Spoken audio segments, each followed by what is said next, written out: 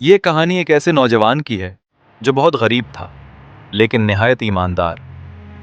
وہ نوکری کی تلاش میں ایک شہر سے دوسرے شہر جا رہا تھا۔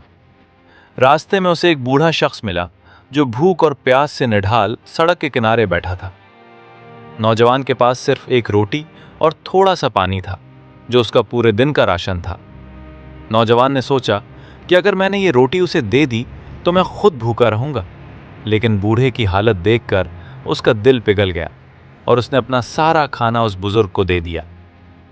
بزرگ نے کھانا کھا کر اسے ایک پرانا سکہ دیا اور کہا، بیٹا یہ سکہ نہیں، یہ تمہاری نیکی کی نشانی ہے، اسے سنبھال کر رکھنا، یہ تمہاری زندگی بدل دے گا۔ نوجوان شہر پہنچا اور ایک بڑی فیکٹری میں مزدور لگ گیا۔ اس نے وہ سکہ ہمیشہ اپنی جیب میں رکھا۔ اس کی محنت اور ایمانداری دیکھ کر فیکٹری کا مالک بہت متاثر ہوا اور آہستہ آہستہ اسے مینیجر بنا دیا۔ سال گزرتے گئے اور وہ نوجوان اپنی محنت سے خود ایک بڑا بزنس مین بن گیا۔ ایک دن اس کے شہر میں شدید قحط پڑا۔ لوگ دانے دانے کو ترسنے لگے۔ اس کامیاب نوجوان نے، جو اب امیر ہو چکا تھا، اپنا سارا اناج غریبوں کے لیے کھول دیا۔ وہ بھول چکا تھا کہ اس نے کبھی کسی بوڑھے کی مدد کی تھی، لیکن وہ سکہ اب بھی اس کے پاس تھا۔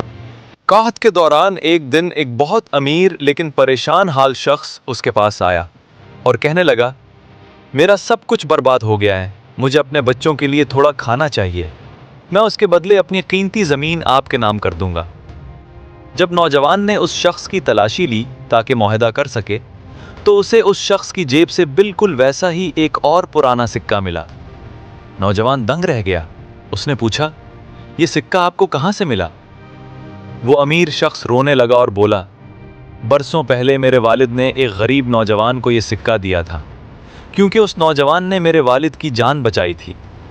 میرے والد نے مرتے وقت کہا تھا کہ اگر کبھی مشکل آئے تو اس سکے کے مالک کو ڈھونڈ لینا، وہ تمہاری مدد ضرور کرے گا۔